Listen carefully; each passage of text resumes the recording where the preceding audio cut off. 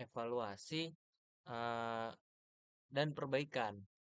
Kepemimpinan dan komitmen yang berada di tengah berarti menjadi pusat atau fokus sebagai landasan utama yang mampu menggerakkan siklus atau putaran di sekelilingnya, yang terdiri dari integrasi, desain, implementasi, evaluasi, perbaikan.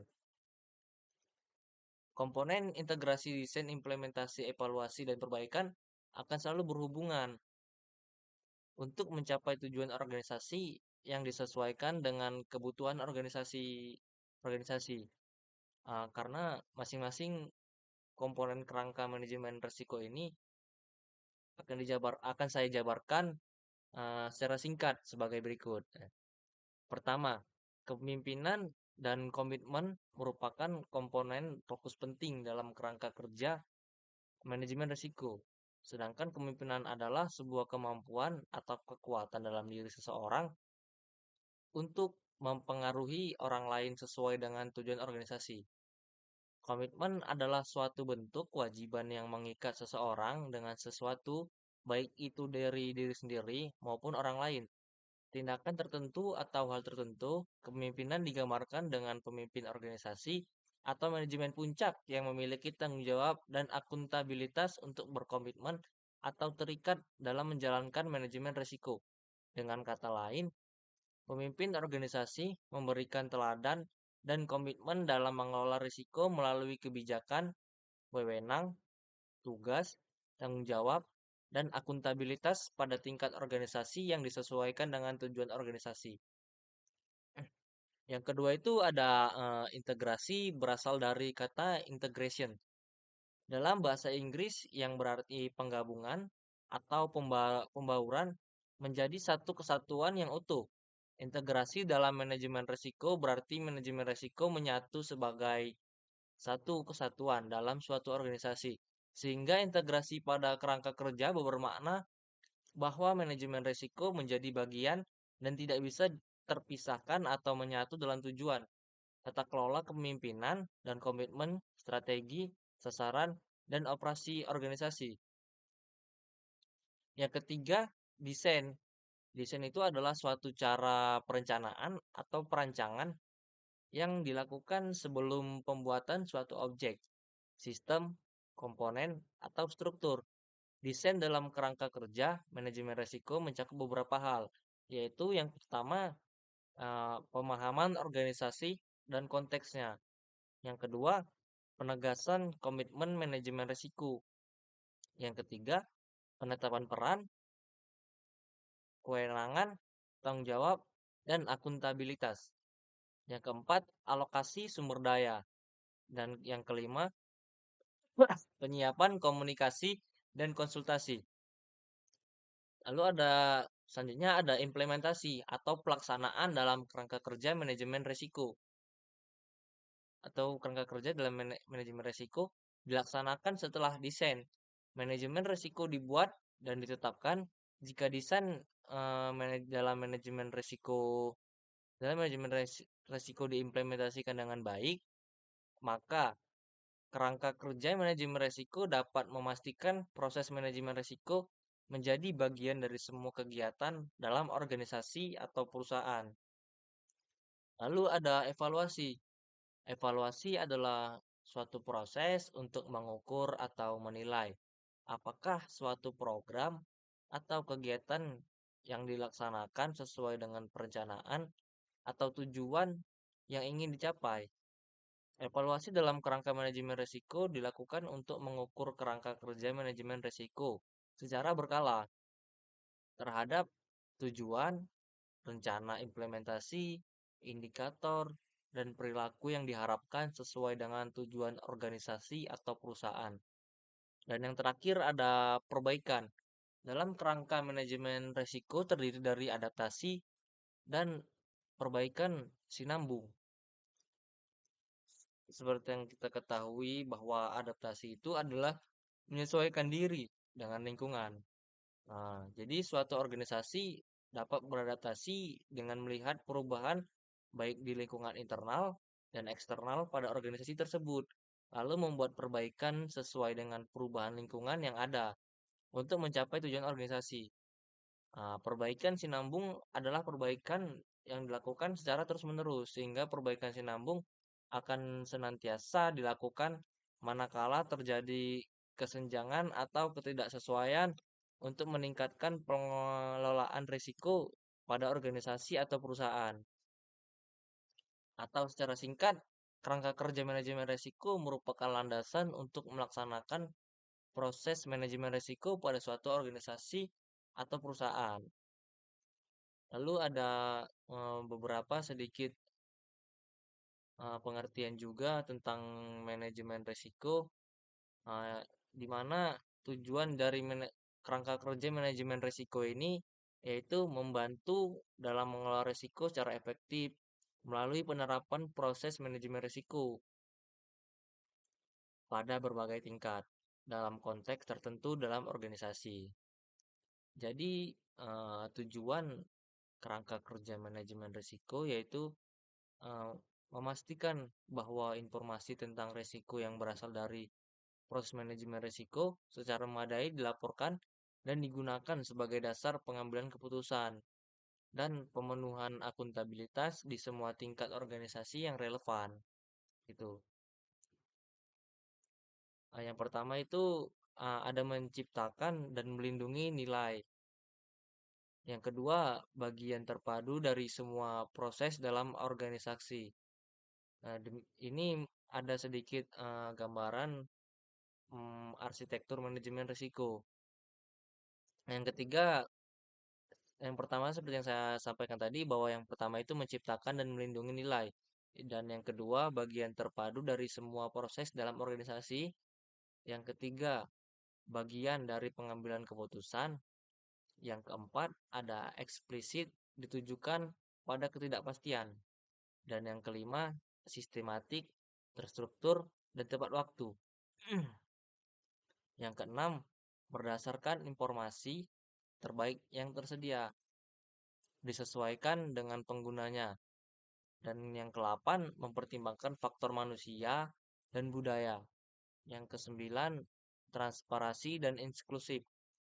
Dan yang ke-10, dinamis, berulang, dan responsif terhadap perubahan. Yang ke-11, memfasilitasi perbaikan terus-menerus dari organisasi. Jadi dari bagian-bagian tersebut juga dapat kerangka mandat dan komitmen, yaitu rancangan kerangka kerja atau pengelolaan risiko, perbaikan berkelanjutan terhadap suatu kerangka kerja, mengimplementasikan manajemen risiko, pemantauan, dan tinjauan suatu kerangka kerja.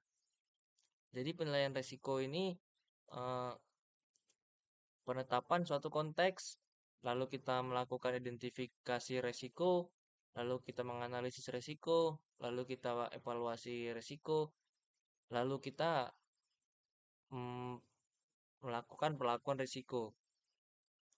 Jadi komponen kerangka kerja manajemen risiko eh, yang pertama itu kasta paling tinggi yaitu mandat dan komitmen. Di mana yang pertama itu didesain kerangka kerja pengelolaan risiko. Yang pertama memahami organisasi dan konteksnya. Yang kedua menetapkan kebijakan manajemen risiko. Yang ketiga akuntabilitas. Yang keempat integrasi ke dalam proses organisasi. Yang kelima ada sumber daya. Yang keenam ada membangun mekanisme komunikasi internal dan pelaporan. Yang ketujuh, membangun komunikasi eksternal dan mekanisme pelaporan. Jadi dari poin-poin tersebut, eh, ini semua eh, keterikatan. Yang kedua itu menerapkan manajemen risiko. Di poin pertama itu ada menerapkan kerangka kerja untuk mengelola risiko. Ya, di poin kedua itu melaksanakan proses manajemen risiko. Di poin ketiga ini pemantauan dan peninjauan kerangka. Lalu ada perbaikan kerangka kerja berkesinambungan. Jadi dari poin-poin tersebut mereka ini saling berkesinambungan, saling berhubungan. Jadi penyusunan desain kerangka kerja dan manajemen risiko eh, pada dasarnya meliputi dua aspek, yaitu aspek pemahaman terhadap konteks organisasi dan aspek tata kelola manajemen risiko atau risk management governance struktur. Aspek pertama merupakan landasan untuk memahami situasi di mana manajemen risiko akan diterapkan. Nah, sedangkan aspek kedua menjabarkan elemen-elemen yang diperlukan untuk menetapkan manajemen risiko dengan baik. Adapun beberapa poin yang akan saya sampaikan. Yang pertama itu mengenai memahami organisasi dan konteksnya. Yang kedua ada tata kelola manajemen risiko. Yang ketiga ada kebijakan manajemen risiko. Yang keempat akuntabilitas. Yang kelima integrasi dalam proses organisasi. Yang keenam ada sumber daya. Yang ketujuh ada pembuatan mekanisme komunikasi internal dan pelaporan. Dan yang kedelapan, pembuatan mekanisme komunikasi eksternal dan pelaporan. Yang pertama, kita harus memahami organisasi dan konteksnya. Konteks eksternal atau internal organisasi antara lain lingkungan, budaya, politik, hukum, ekonomi, teknologi, geografis, kondisi alam, baik secara domestik, regional, maupun internasional. Dan poin yang kedua, faktor kunci dan kecenderungan atau tren yang mampu mempunyai dampak terhadap sasaran organisasi. Persepsi dan nilai-nilai yang dianut para pemangku kepentingan eksternal organisasi. Konteks internal organisasi antara lain kapabilitas organisasi dalam pengertian sumber daya dan pengetahuan. Yang kedua, sistem informasi, arus informasi, dan proses pengambilan keputusan, baik formal maupun informal. Para pemangku kepentingan internal, kebijakan, sasaran, dan strategi yang digunakan untuk mencapai sasaran tersebut. Persepsi nilai-nilai dan budaya organisasi, standar, dan model acuan yang digunakan oleh organisasi.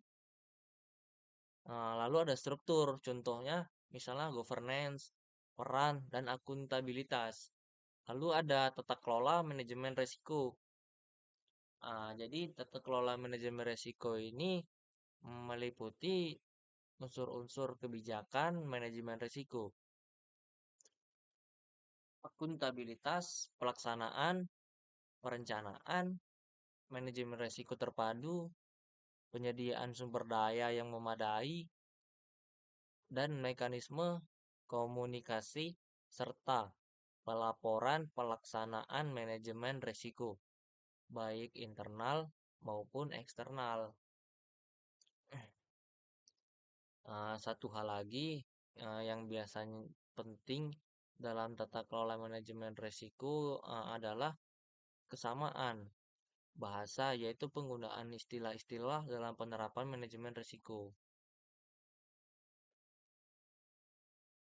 Lalu ada kebijakan manajemen risiko. Hubungan antara kebijakan manajemen risiko dengan sasaran organisasi serta kebijakan lainnya. Lalu ada alasan penerapan manajemen risiko, poin-poinnya akuntabilitas dan tanggung jawab untuk manajemen risiko. Lalu ada cara menanganinya bila terjadi benturan kepentingan, kemampuan organisasi dalam menerima risiko atau risk appetite, dan jenis risiko yang tidak dapat diterima. Proses, metode, dan teknik yang digunakan untuk mengolah risiko.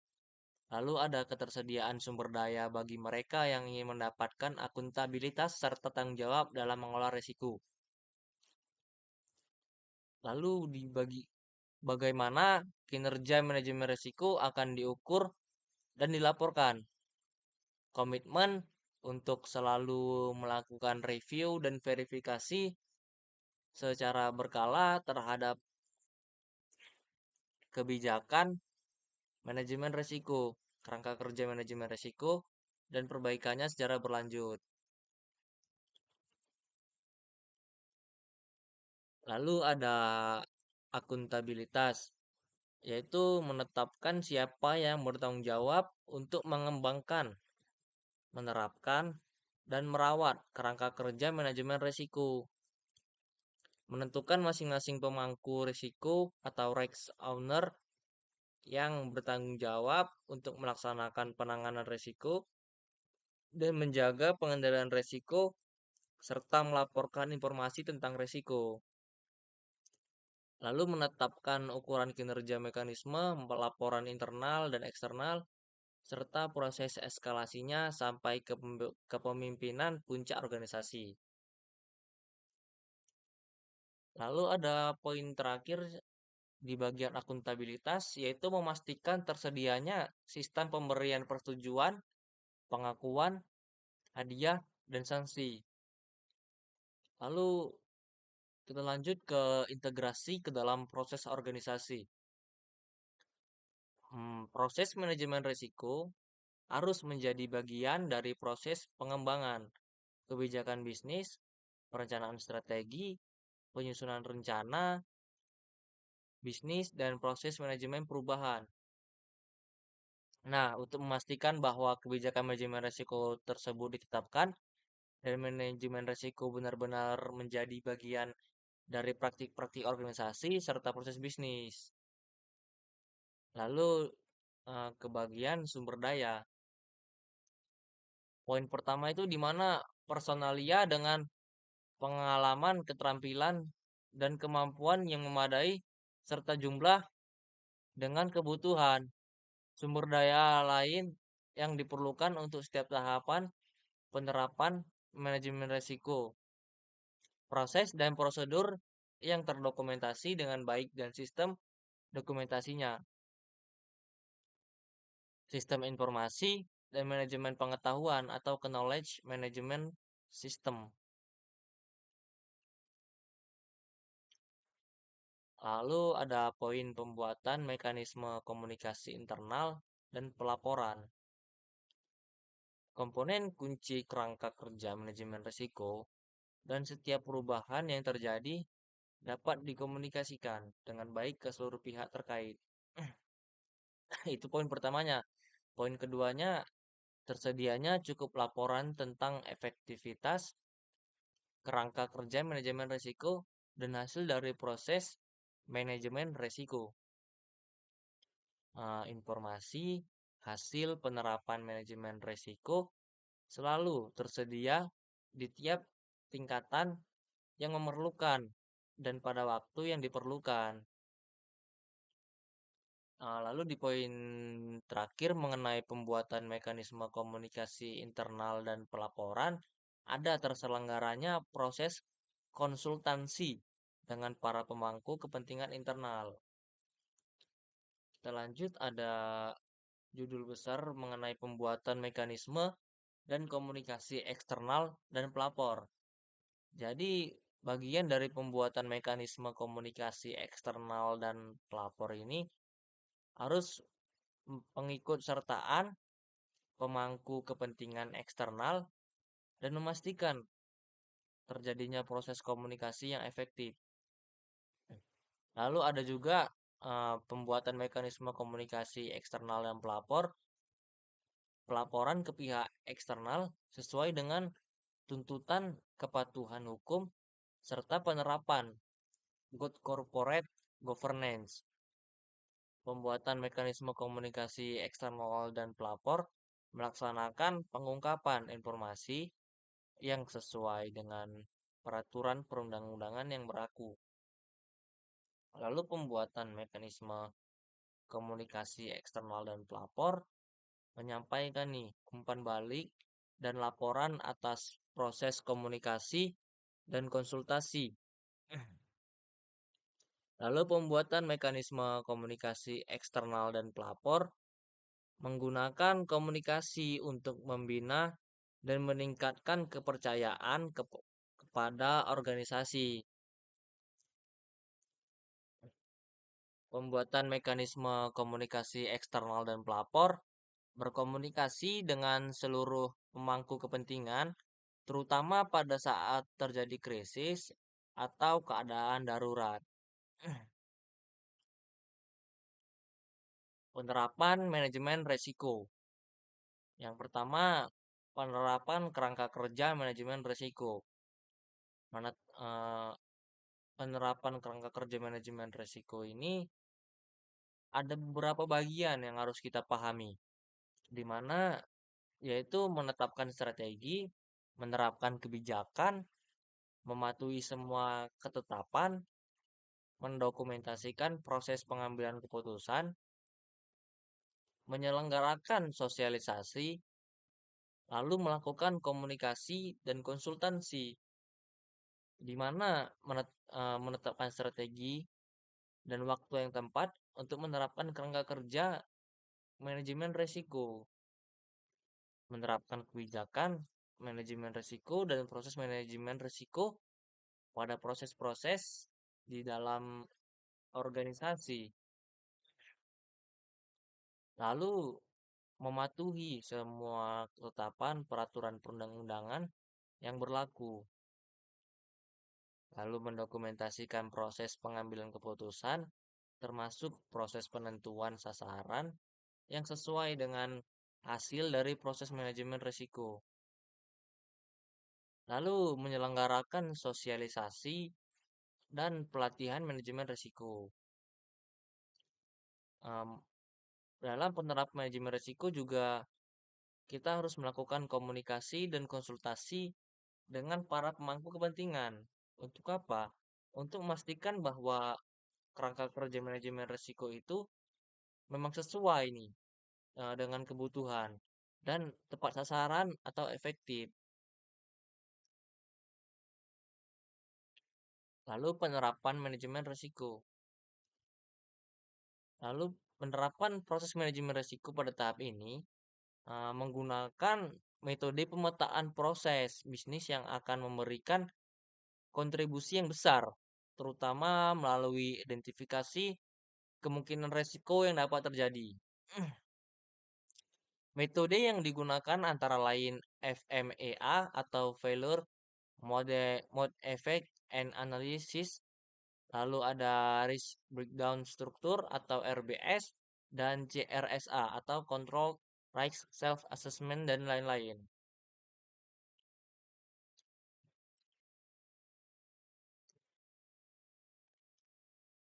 Prinsip dasar untuk penerapan manajemen risiko pada proses bisnis. Di poin pertama itu kita harus memahami apa saja sasaran atau objek dalam proses bisnis tersebut. Lalu kita mengidentifikasi apa saja yang dapat menghambat tercapainya sasaran bisnis proses tersebut. Lalu di poin ketiga, pengendalian apakah yang harus dilakukan agar resiko-resiko tersebut dapat ditiadakan atau dikurangi. Dari prinsip dasar, maka dikembangkan beberapa hal guna mempersiapkan penerapan manajemen risiko. Di poin pertama ada proses bisnis, di mana proses bisnis ini mengikuti proses-proses bisnis. Lalu ada ukuran keberhasilan proses, di mana kita harus mengevaluasi. Lalu ada ukuran resiko, seperti yang sudah saya sampaikan pada pertemuan di video pertama saya. Ukuran resiko itu ada resiko rendah, resiko menengah, dan resiko yang tinggi. Lalu ada tindakan pengendalian.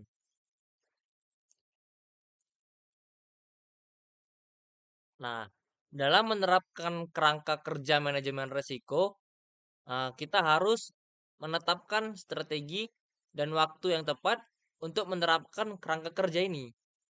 Jadi kita melakukan perencanaan, lalu kita menerapkan kebijakan manajemen risiko dan proses manajemen risiko kepada proses-proses organisasi, mematuhi semua ketetapan peraturan perundang-undangan yang berlaku, mendokumentasikan proses pengambilan keputusan, termasuk proses penentuan sasaran yang sesuai dengan hasil dari proses manajemen risiko. Nah, lalu mematuhi semua ketetapan peraturan perundang-undangan yang berlaku. Nah, dalam menerapkan kerangka kerja manajemen risiko, kita juga harus perlu mendokumentasikan proses pengambilan keputusan, termasuk proses penentuan sasaran yang sesuai dengan hasil proses manajemen risiko. Nah, selain itu Dalam menerapkan kerangka kerja manajemen risiko, hendaknya menyelenggarakan nih sosialisasi dan pelatihan manajemen risiko. Nah, lalu dalam menerapkan kerangka kerja manajemen risiko, eh, hendaknya juga kita melakukan komunikasi dan konsultasi dengan para pemangku kepentingan untuk memastikan bahwa kerangka kerja manajemen risiko memang sesuai dengan kebutuhan yang efektif. Lalu pemantauan dan tinjauan kerangka kerja. Untuk memastikan bahwa manajemen risiko efektif dan menunjang kinerja organisasi, maka manajemen organisasi hendaknya menetapkan ukuran kinerja, mengukur kemajuan penerapan manajemen risiko secara berkala dibandingkan dengan rencana awal. Lalu meninjau secara berkala apakah kerangka kerja manajemen risiko, kebijakan risiko, dan rencana penerapan masih tetap sesuai dengan konteks internal dan eksternal organisasi. Lalu memastikan apakah kebijakan risiko dipatuhi, memantau bagaimanakah penerapan rencana manajemen risiko dan kepatuhan dalam menyampaikan laporan risiko secara berkala. Lalu memantau efektivitas kerangka kerja manajemen risiko. Mengenai uraian apa yang harus dimonitor dan ditinjau dapat dilihat lebih rinci pada lembar kerja profil proses. Ya, poin pertama itu ada patokan pertama adalah ukuran keberhasilan. Patokan kedua adalah langkah pengendalian. Patokan ketiga adalah risiko diantisipasi. Patokan keempat adalah sasaran bisnis proses tersebut. Lalu perbaikan kerangka kerja secara berkelanjutan. Pengecek merupakan proses memantau dan memeriksa apakah rencana yang ditetapkan telah ditetapkan secara benar. Jika ditetapkan secara benar, akan menghasilkan seperti yang diharapkan. Dan jika terdapat penyimpangan, maka dilakukan tindakan perbaikan sesuai dengan hasil. Cek serta memperbaiki rencana awal sesuai dengan kebutuhan yang bersifat dinamis. Tindakan perbaikan sesuai dengan hasil monitoring pada tahap sebelumnya yang akan meningkatkan kerangka kerja manajemen risiko, kebijakan risiko, dan rencana manajemen risiko. Tindak lanjut ini diharapkan akan meningkatkan dan memperbaiki manajemen risiko organisasi serta budaya risiko organisasi.